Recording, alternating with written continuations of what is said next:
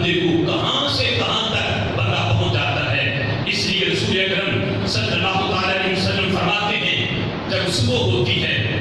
فجر کا وقت ہوتا ہے، جب بندہ اٹھتا ہے فجر کے وقت، بندہ تو نہیں دیکھتا نہ سنتا ہے، پر سارے اعضاء زبان کے آگے التجا کرتے ہیں،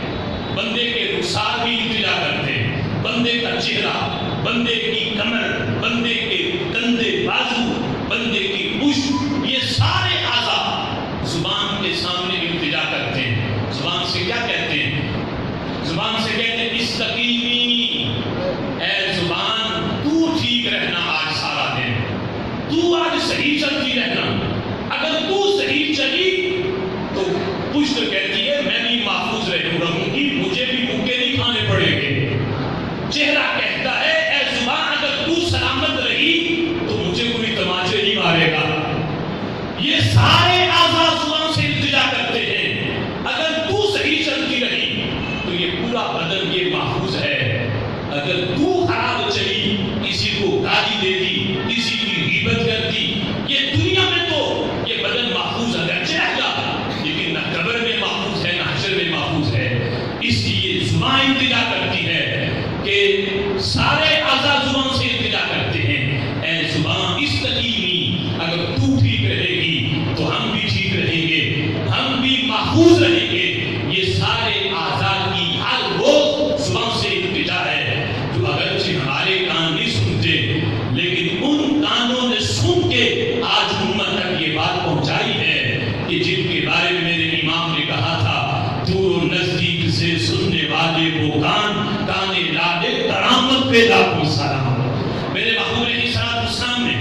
کامل مومن کی علامتوں کو جب بیان کیا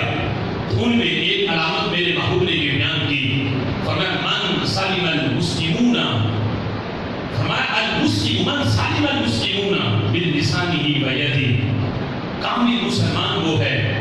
کہ جس کے زبان سے بھی اور جس کے ہاتھ سے بھی دوسرے مسلمان محفوظ رہیں، یہ کامل مسلمان کی علامت ہے۔ اب یہاں بھی میرے محبوب نے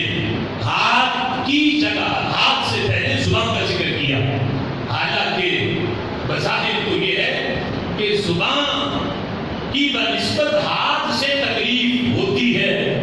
لیکن میرے محبوب نے پہلے زبان کا ذکر کیا پھر ہاتھ کا کیا۔ اس سے محدثین نے بیان کیا کہ ہاتھ سے اگرچہ تکلیف ہوتی ہے لیکن ہاتھ کی تکلیف اور ہاتھ کے زخم کا جو دائرہ کار ہے وہ تنگ ہے، محدود ہے۔ زبان کی تکلیف کا دائرہ بڑا وسیع ہے، ہاتھ وہاں تک تکلیف دیتا ہے جہاں تک پہنچ سکے۔ جو بندہ یہاں دور بیٹھا ہے ایک میل، ہاتھ سے تکلیف نہیں دے سکتا، لیکن زبان یہاں چلے سینکڑوں میل دور بیٹھے بندے کو بھی زخمی کر دیتی ہے۔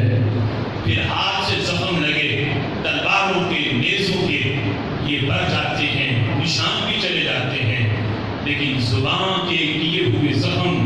یہ نسلوں تک جاتے ہیں، یہ نہیں بنتے،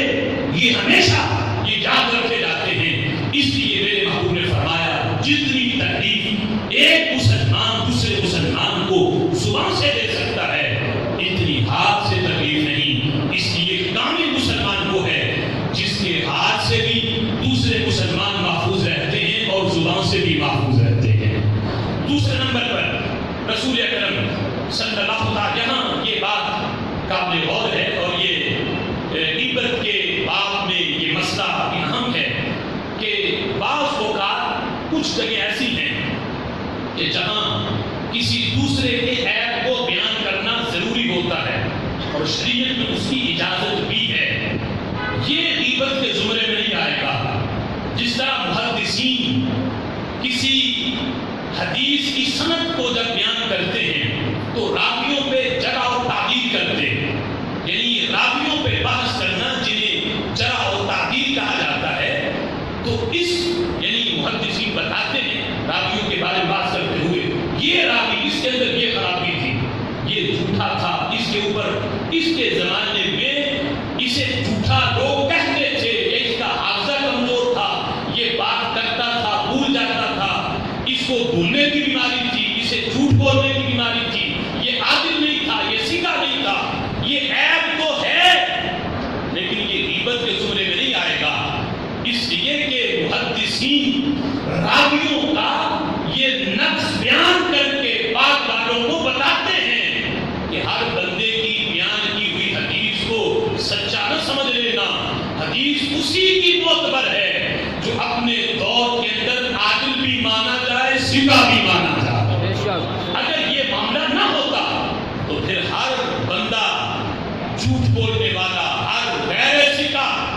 وہ کسی بھی عربی عبارت کو منسوخ کر دیتا کہ یہ حدیث رسول ہے، پھر حدیث صحیح کا اور غیر صحیح کا پتہ ہی نہ چلتا، دین تباہ ہو جاتا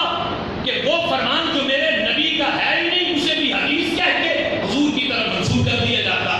تو یہ تو دین کے اندر بہت بڑی خرابی تھی، اس لیے محدثین نے ہر راوی پہ جرح اور تحقیق کر کے راویوں کی جو صورتحال ہے اس کو بیان کیا۔ یہ غیبت کے زمرے میں نہیں ہے، یہ تو محدثین کا احسان ہے بات والوں پر کہ یہ بتایا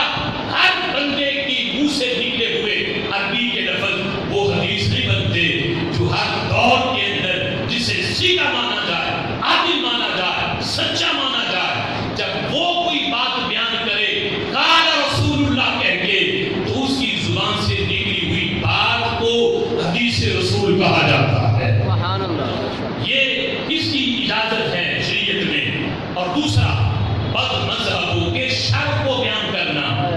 کہ ان کا یہ شر ہے، لوگوں ان سے بچو، انہوں نے یہاں غلطی کی، یہاں خرابی کی،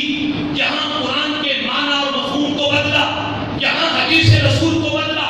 یہاں غلط معنی بیان کیا، یہ خرابی ہے، ان کے اندر یہ خرابی ہے۔ تو بد مذہبوں کے کفری عقائد اور ان کی بد مذہبی اس کو بیان کرنا کہ لوگ ان کے شر سے بچیں اور اپنے ایمان کو بچائیں، یہ بھی غیبت کے زمرے میں نہیں آتا، اس کی بھی اجازت ہے۔ اور تیسرا یہ کہ جو بندہ معاشرے کے اندر فراڈیا مشہور ہو جائے کہ یہ بندہ فراڈ کرتا ہے، فراڈیا ہے، ہر بندے کو پتا ہے، لیکن ایک بندہ نیا ہے، اسے اس بندے کی صورتحال کا نہیں پتا، تو اس بندے کو نقصان سے بچانے کے لیے کہا جائے اس سے بچ جاؤ، یہ فراڈ کرتا ہے، تو اس کو بچانے کے لیے اگر یہ بیان کر دیا جائے تو اس کی بھی شریعت کے اندر اجازت ہے کہ جو معاشرے کے اندر باقاعدہ ایک جھوٹا فراڈیا مشہور ہو چکا ہے، اس کے فراد سے دوسرے مسلمانوں کو اس کے شر سے بچانے کے لیے اگر بیان کیا جاتا ہے تو شریعت میں اس کی بھی اجازت ہے۔ لیکن اس کو اب یہ نہیں کہ ہر بندہ اس کی آڑ بنا کے جب بھی دو بیٹھے ہیں تیسرے بندے کو موضوع بنا کے اس کی ایپ جوئی کرنا شروع کر دیں، اس کی ہر بھی شریعت میں اجازت نہیں ہے، اور اسی کو شریعت کی اصطلاح میں غیبت سے تعبیر کیا جاتا ہے۔ دوسری بڑی بیماری جس سے روح کی طہارت